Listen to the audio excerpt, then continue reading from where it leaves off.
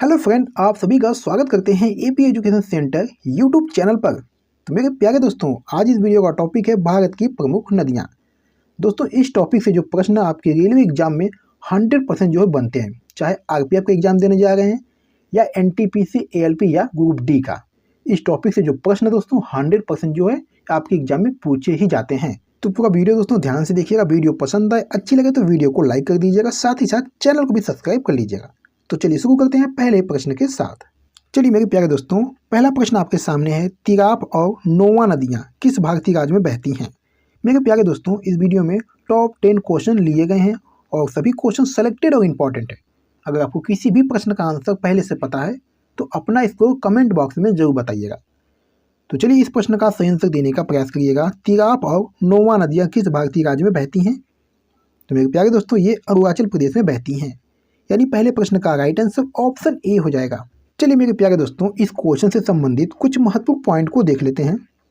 तिराप नदी अरुणाचल प्रदेश के तिराप जिले के दक्षिण पश्चिमी हिस्से में उद्गम होती है।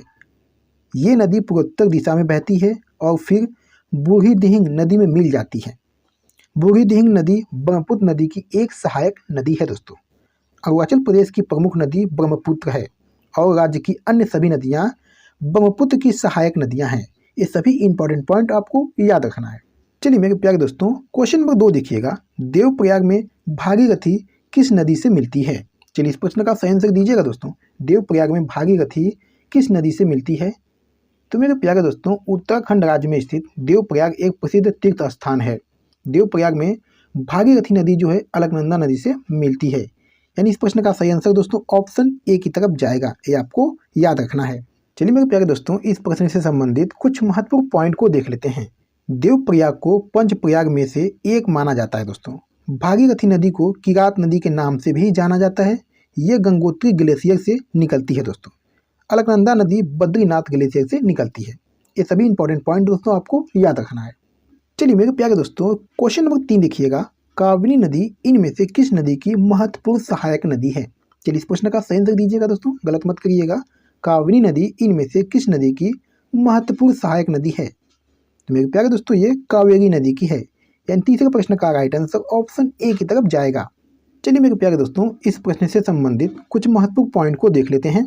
काबिनी नदी को कपिला नदी के नाम से भी जाना जाता है। ये नदी कर्नाटक के मैसूर जिले में कावेरी नदी से मिलती है। दोस्तों, काबिनी नदी के संगम स्थल को बहुत पवित्र माना जाता है। काबिनी नदी पर कर्नाटक का काबिनी जलाशय बना है, जो कृष्णा सागर जलाशय में मिलता है। दोस्तों, ये सभी इंपॉर्टेंट पॉइंट आपको याद रखना है। चलिए दोस्तों, क्वेश्चन नंबर 4 देखिएगा, निम्न में कौन सा बांध जो है सूर्य रेखा नदी पर बनाया गया है। चलिए मेरे प्यारे दोस्तों, इस क्वेश्चन का सही आंसर दीजिएगा। निम्न में कौन सा बांध जो है सूर्य रेखा नदी पर बनाया गया है। दोस्तों, ये चांडिल बांध जो है झारखंड राज्य में सूर्य रेखा नदी पर बनाया गया है। इस बांध की ऊंचाई दोस्तों 220 मीटर है, यानी चौथे प्रश्न का राइट आंसर ऑप्शन बी हो जाएगा। चलिए मेरे प्यारे दोस्तों, इस प्रश्न से संबंधित कुछ महत्वपूर्ण पॉइंट को देख लेते हैं। सूर्य रेखा नदी का स्रोत रांची के पास पिस्का नगरी छोटा नागपुर के पठार पर है। इसका मुहाना जो है बंगाल की खाड़ी में है। दोस्तों, रांची में सूर्य रेखा नदी पर हुंडरू जलप्रपात भी है। ये राज्य के सबसे ऊंचे जलप्रपातों में से एक है। दोस्तों, ये सभी इंपॉर्टेंट पॉइंट आपको याद रखना है। चलिए मेरे प्यारे दोस्तों, क्वेश्चन नंबर 5 देखिएगा, हसदेव और जोंक नदियां भारत के किस राज्य में पाई जाती हैं। चलिए इस प्रश्न का सही आंसर दीजिएगा दोस्तों। हसदेव और जोंक नदियां भारत के किस राज्य में पाई जाती हैं।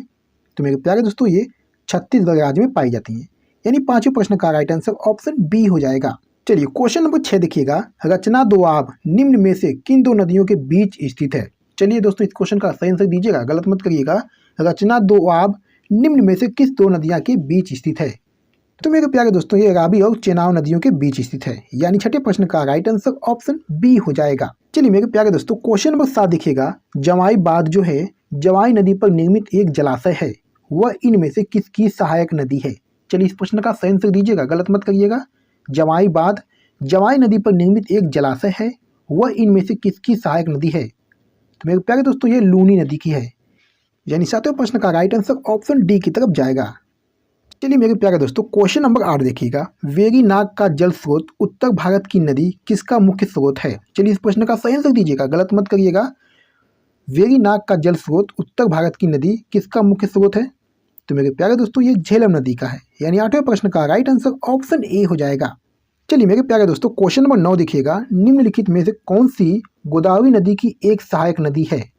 तो दोस्तों ये पेनगंगा है, यानी 9वें प्रश्न का राइट आंसर ऑप्शन बी हो जाएगा। चलिए मेरे प्यारे दोस्तों, इस वीडियो का लास्ट क्वेश्चन है, निम्नलिखित में कौन दक्षिण भारत की सबसे लंबी नदी है? चलिए इस प्रश्न का सही आंसर दीजिएगा। निम्नलिखित में से कौन दक्षिण भारत की सबसे लंबी नदी है? तो दोस्तों ये गोदावरी नदी है, यानी 10वें प्रश्न का राइट आंसर ऑप्शन ए हो जाएगा।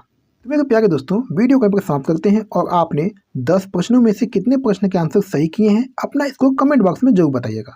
तो चलिए फिर मिलते हैं आपसे अगली वीडियो में, तब तक के लिए धन्यवाद।